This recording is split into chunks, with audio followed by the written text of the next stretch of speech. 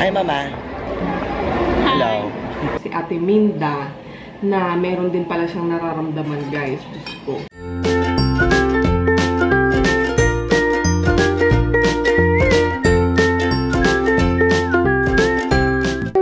Back sa channel namin, guys. Good morning. Actually, tanghali na kaya pagkagising ko, kinuha ko kagad yung camera. Sabi ko, gusto ko mag-vlog. 2:30 na, guys. You know why late na ako nagising? Kasi, nag-film pa kami kagabi and inabot na kami ng 3 o'clock or parang mga 3:30 na kami natapos in the morning dahil nandito si Mama Lisa. Dumating na siya last night. Sinundo namin siya ng mga bandang 9 o'clock pero nakasama namin siya 10 o'clock na, so umuwi dito sa bahay. Nagkwentuhan habang nag-film kaya na-delay kami ng na-delay. Ngayon ay Friday, April 28. Wala akong pasok kasi holiday because of the Asian Summit, guys. So, yun. Alam nyo, share ko lang sa inyo. Hindi pa ako nakahilamos. Talagang kakabangon ko lang galing ng kama. Pero yung skin ko, ang ganda niya. As in, diba? Bubuhatin ko na talaga yung sarili kong bangko, ha? Kung bahay, magbubuhatin ko pa. Kasi talagang yung skin ko, nag-glow siya. And hindi siya masyadong namumula ngayon. Kasi since syempre, kakagising ko nga lang, guys. Pero iba talaga yung glow niya. As in, very luminous and very glowy. Ayan siya, oh. Because of all the skincare that I am using. Kaya soon gagawan ko na yun ng review or whatever you call it. So, yung aking skincare routine, i-film na namin soon. Hopefully, next week. Or kung hindi man kayanin, next week. Kasi nandito si Mama Lisa. We'll probably spend more time with her. Kasi, sandali lang siya dito. Kaya, guys, abang-abang lang kayo. Guys, ikukwento ko nga pala sa inyo kasi, di ba, ang dami nyo nag-aantay dun sa kasunod ng kwento ko last time, yung sa The Others. So, habang kumakain ako, kwento ko sa inyo yung daras na nangyari. So, pagdating ko nung Friday night, naabutan ko dito sila nanay, si Ate Minda, tapos nagpahain akong pagkain. And then, kinwento ko nga yung nangyari nung Thursday night na nabagsak yung laptop, tapos naputol, ganito, ganyan. Ito nagkwento si Ate Minda na meron din pala siyang nararamdaman, guys. Diyos ko. Kasi si Ate Minda tsaka si nanay, magkatabi sila natutulog dun sa sala sa kabila. Kinwento ko talaga ngayon habang maliwanag pa, diba? Katarika ng araw, guys. So, magkatabi sila natutulog dun sa kabilang unit sa sala. Kaya lang daw, one night, parang nagising si Ate Minda kasi meron daw siya narinig na naghihilik. So, tendency, pag naghihilik, diba guys, talagang ma-istorbo yung tulog mo kasi maingay, ganyan. Pero hindi lang basta hilik yung narinig niya. Kasi, kakaibang hilik daw ng lalaki. So, tinignan niya si nanay kasi baka si nanay daw yun or sobrang pagod lang. Ganyan.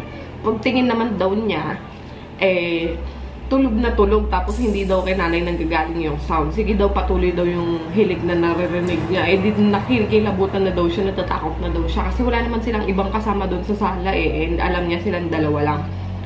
Kinalabit daw niya si nanay. Sinabi daw niya. Gising na si nanay, guys. Sige pa din yung naririnig niya naghihilig. Kaya sabi niya, grabe, natakot na daw siya. Sabitin niyo, kinukwento ko sa inyo, guys. Mamaya na lang natin itutuloy kasi pupunta tayo ng SM. Kai! Pala, rumurot na pala siya sa Hi! Sabi mo, saan tayo pupunta? Jollibee? Punta tayong terraces. Pakilala mo yung bunny mo. Bunny, pakilala mo. May bunny po ako. Pakita mo si bunny. Bunny! Bibili din sana ako ng chocolate. Ano yun? Pero hindi man siguro ngayon. Kahit na mga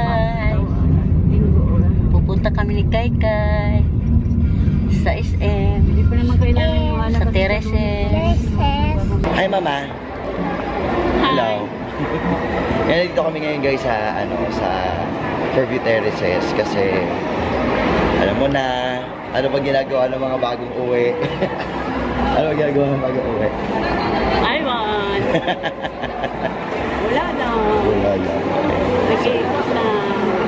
So, dito kami ngayon, nagpapapalit and then kakain kasi gusto kumain ni Mami ngayon dito sa gusto na lang kumain. Gusto kumain. Mamaya meron doon marami sa taas. skincare. Ang grabe ang kita tong skin ko. Alam nyo guys, dapat a-attend ako ngayon ng YouTube pop-up party sa BGC. Kaya lang kasi, umuwi kasi si mama. So, alam mo naman, family first priority.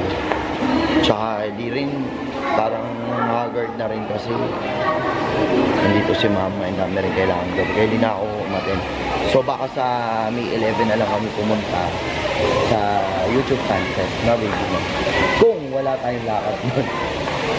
Kung wala tayong ganap nun. Hi, hello. Hello, si Joey. Welcome. Oy, thank you Si Maylin po ganda gusto ko tawagin. Tatawagin niya agad, kakargay niya kaagad. Hindi niya muna ako umulit. Kain tayo guys. Chicken. Salad.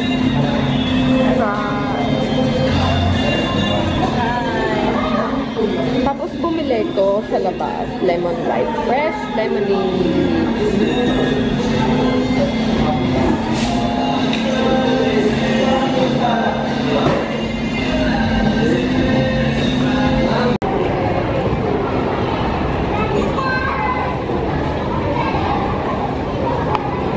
Yay, pasalubong ni mama guys. Ito, hindi talaga to pwedeng mawala pag may umuwi galing sa States. Favorite namin yan. Kirkland Milk Almond Chocolate. Tapos ito yung organic na cashews. Sarap! Dito kami makikibanding. Si Kai Kai. Saan ilalagay yung tayo natin? Saan ilalagay yung dito?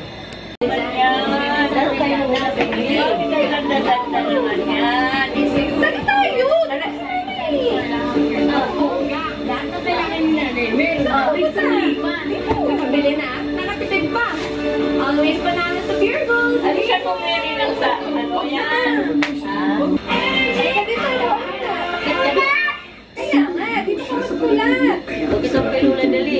Work si baby.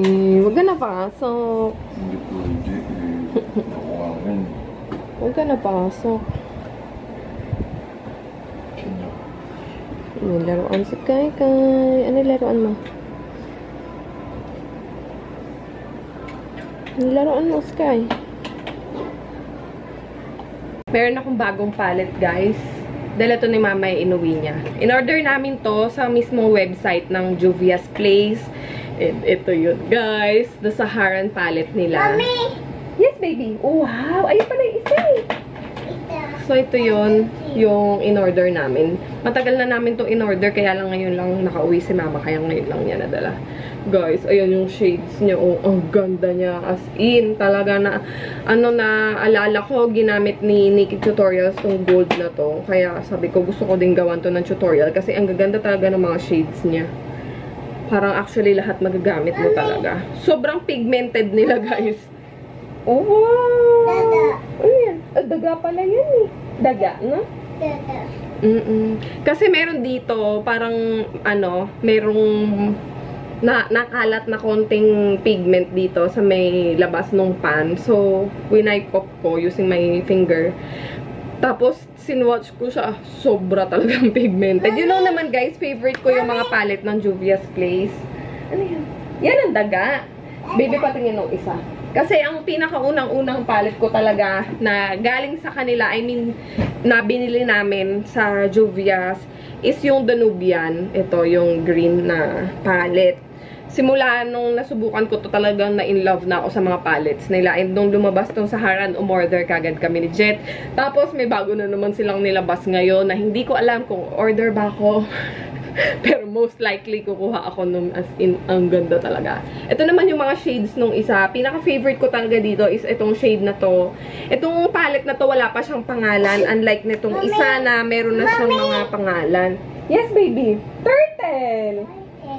Dito meron na siyang mga pangalan na makikita mo. Kaya mas madali mong ma-identify or mas madali mong sabihin pag gumawa ka ng tutorial kasi meron siyang kanya-kanyang pangalan. Unlike this one, wala talaga.